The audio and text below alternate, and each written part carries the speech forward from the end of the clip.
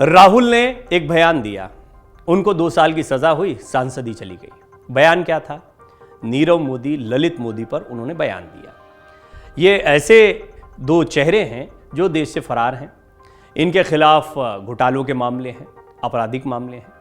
इस सब के बावजूद कई और ऐसे नाम हैं जिनके सरनेम बेशक मोदी नहीं हैं, लेकिन इसके बावजूद वो भगोड़े की श्रेणी में आते हैं।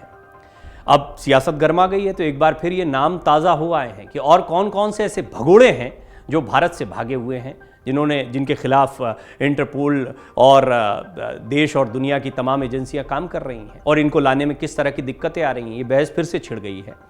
दरअसल एक चुनावी रैली के दौरान राहुल गांधी ने नीरव मोदी और ललित मोदी का नाम लेते हुए प्रधानमंत्री नरेंद्र मोदी पर या मोदी सरनेम पर ही निशाना साध दिया था।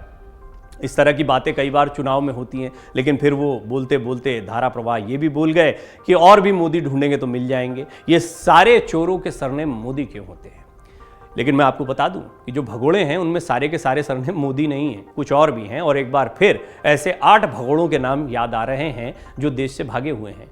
इंटरपोल ने पंजाब नेशनल बैंक ऋण धोखाधड़ी मामले के आरोपी मेहुल चौकसी के खिलाफ रेड नोटिस को हटा दिया है। इसी के साथ सबका ध्यान विदेश भागे भगोड़ों पर एक बार फिर से केंद्रित हो गया था। और फिर अब जब राहुल गांधी का पूरा मामला सामने आया तो फिर से ये भगोड़े याद आ रहे हैं। कांग्रेस नेता मल्लिकार्जुन खड़गे ने बीजेपी पर तंज कसते हुए कहा था कि केंद्रीय एजेंसियों का इस्तेमाल सरकार विपक्षी नेताओं के खिलाफ कर रही थी। इन्हीं एजेंसियों के जरिए मेहुल भाई को मुफ्त पास मिल रहा था। बता दें कि 270 से ज्यादा भारतीय ऐसे हैं जिनके खिलाफ रेड नोटिस जारी किया गया है। इनमें से 30 से ज्यादा आर्थिक अपराधी हैं। इन अपराधियों पर बड़े पैमाने पर मनी लॉन्ड्रिंग या बैंक धोखाधड़ी के आरोप हैं। अब भारत सरकार इन धोखेबाजों को देश वापस लाने के लिए कोशिशें कर रही है। इस लिस्ट में कुल 7 नाम हैं। आइए एक एक करके आपको बताते हैं कि वो कौन से लोग हैं जिन्होंने भारतीय बैंकों को चूना लगाया है। पहला नाम है मेहुल चोकसी का। मेहुल चोकसी 13,500 करोड़ के पीएनबी ऋण घोटाले का मुख्य आरोपी है। साल 2018 में मेहुल चोकसी के खिलाफ सीबीआई में मामला दर्ज किया गया था। मामला दर्ज होते ही मेहुल चोकसी विदेश भाग गया था। विदेश भागने के ठीक 1 महीने पहले ही मेहुल चोकसी ने कैरेबियन में एंटीगुआ और बाराबुडा की नागरिकता ले ली थी। चोकसी को भारत बुलाने के सिलसिले में भारत सरकार की कोशिशें काफी नाटकीय मानी जाती रही हैं। सीबीआई और प्रवर्तन निदेशालय के अनुरोधों के आधार पर इंटरपोल ने चोकसी के खिलाफ रेड नोटिस जारी किया था। चोकसी को वापस लाने के लिए एक प्रत्यर्पण अनुरोध एंटीगुआ सरकार को भेजा गया था। यह अनुरोध वहां की अदालत में काफी समय से लंबित था। एंटीगुआ की मीडिया के मुताबिक चोकसी का अपहरण हो गया था और 2021 में उसे एक नौका में डोमिनिका ले जाया गया था। इस खबर के बाद सीबीआई और विदेश मंत्रालय के अधिकारी एक निजी जेट से चोकसी को वापस भारत लाने डोमिनिका गए थे। लेकिन चोकसी के खिलाफ डोमिनिका में अवैध प्रवेश को लेकर प्रदर्शन को देखते हुए भारत वापस लौटना पड़ा था इस टीम को। तब तक ये मामला डोमिनिका की अदालत में पहुंच गया था। चोकसी की कानूनी टीम उसकी जमानत करा के उसे एंटीगुआ वापस ले गई। उसी दौरान चोकसी की कानूनी टीम ने भारत सरकार पर अपने एजेंटों की मदद से उसे अगवा करने का आरोप भी लगाया था। बाद में डोमिनिका की अदालत ने चोकसी पर लगे सारे आरोप हटा दिए। एक और नाम है, अगला नाम इस लिस्ट में नीरव मोदी। बहुत चर्चित नाम है। इन्हीं का जिक्र जो है वो राहुल गांधी ने भी किया था अपनी सभा में। ये इनका नाम लेना और साथ में प्रधानमंत्री मोदी का सरनेम जोड़ना और सारे मोदी जो हैं उनके सरनेम सारे चोरों के सरनेम मोदी क्यों होते हैं, ये बात कहना भारी पड़ गया राहुल गांधी को। सांसदी चली गई। तो नीरव मोदी एक और वो नाम है। नीरव मोदी मेहुल चोकसी का भतीजा है। वो पीएनबी मामले में चोकसी के एंटीगुआ भागने के समय ही लंदन भाग गया था। सीबीआई ने नीरव मोदी के खिलाफ 2018 में रेड नोटिस जारी किया था। रेड नोटिस जारी होने के बाद ब्रिटेन से नीरव मोदी के प्रत्यर्पण का अनुरोध किया गया। मोदी को मार्च 2019 में भारत के प्रत्यर्पण के वारंट के बाद गिरफ्तार कर लिया गया था। मोदी के प्रत्यर्पण को देश की अदालत ने फरवरी 2021 और केंद्र सरकार ने अप्रैल 2021 में मंजूरी दे दी थी। पिछले दिसंबर में Nirav Modi UK supreme court में केस हार गया। हार के बाद यूके के गृह सचिव ने नीरव को 28 दिनों के भीतर भारत जाने का आदेश दिया। यूके सुप्रीम कोर्ट के आदेश के बाद नीरव अभी तक भारत नहीं आया है। रिपोर्ट्स की माने तो नीरव के प्रत्यर्पण का एक कानूनी मामला अदालत में रुका हुआ है, जिसकी वजह से वो अभी तक विदेश में है। एक और नाम है, ये भी मोदी नहीं है, विजय माल्या।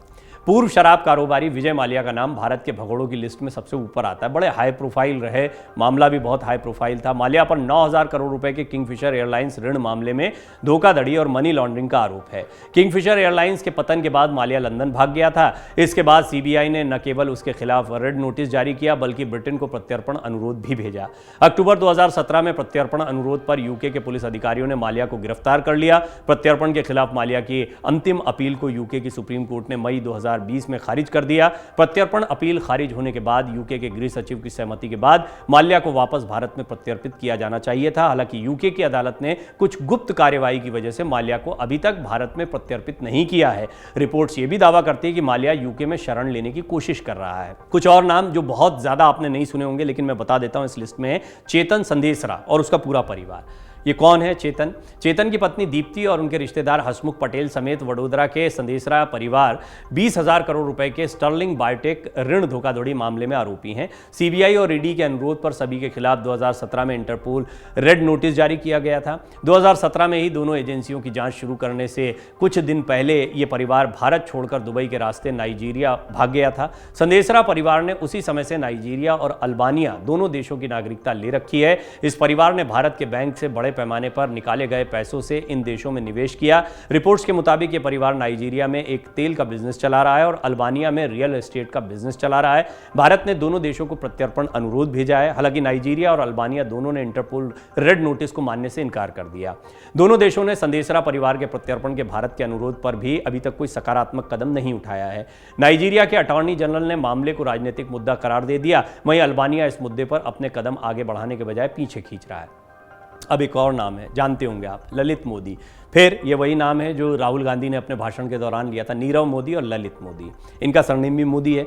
साल 1985 में ललित मोदी को यूनिवर्सिटी में ड्रग्स बेचने के आरोप में गिरफ्तार किया गया था। ये बहुत पुराना मामला, ये मामला अलग हो गया। इसके बाद उन्हें घातक हथियार से हमला करने के आरोप में हिरासत में लिया गया था।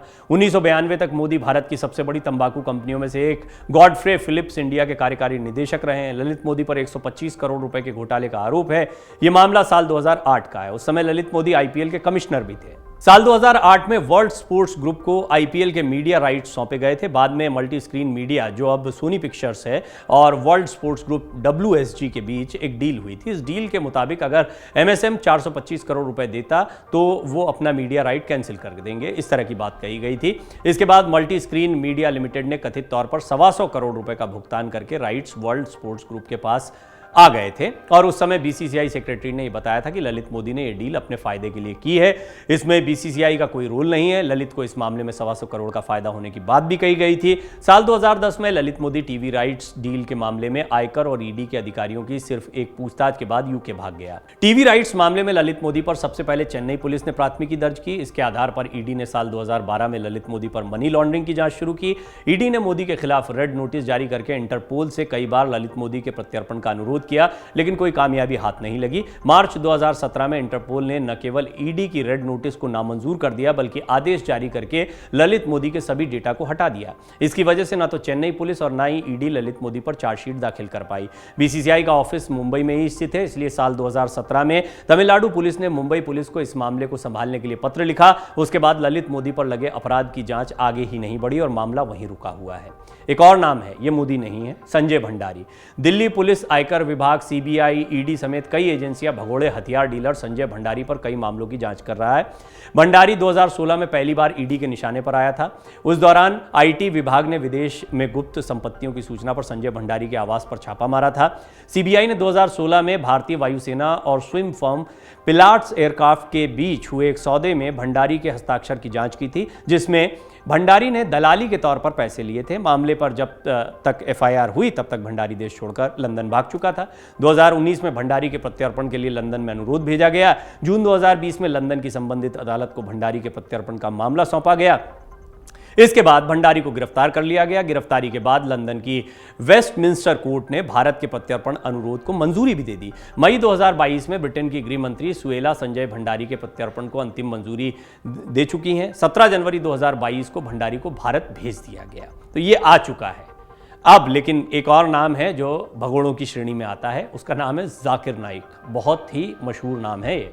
राष्ट्रीय जांच एजेंसी इस्लामिक उपदेशक जाकिर नाइक के खिलाफ मामला दर्ज कर चुकी है। जाकिर के संगठन इस्लामिक रिसर्च फाउंडेशन पर गैर कानूनी गतिविधि अधिनियम के कड़े प्रावधानों के तहत मामला दर्ज किया गया है।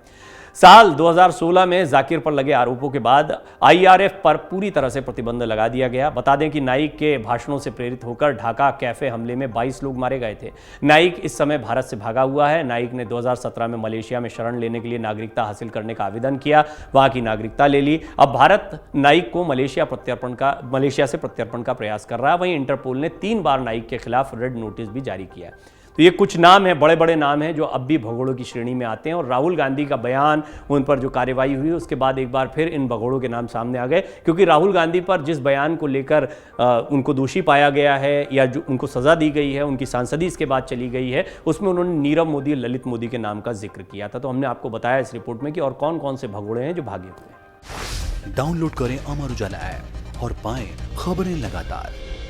अगर आप ये वीडियो YouTube पर देख रहे हैं तो हमारे चैनल को सब्सक्राइब करें और बेल आइकन को दबाना ना भूलें। अगर आप Facebook पर ये वीडियो देख रहे हैं तो हमारे पेज को लाइक करें।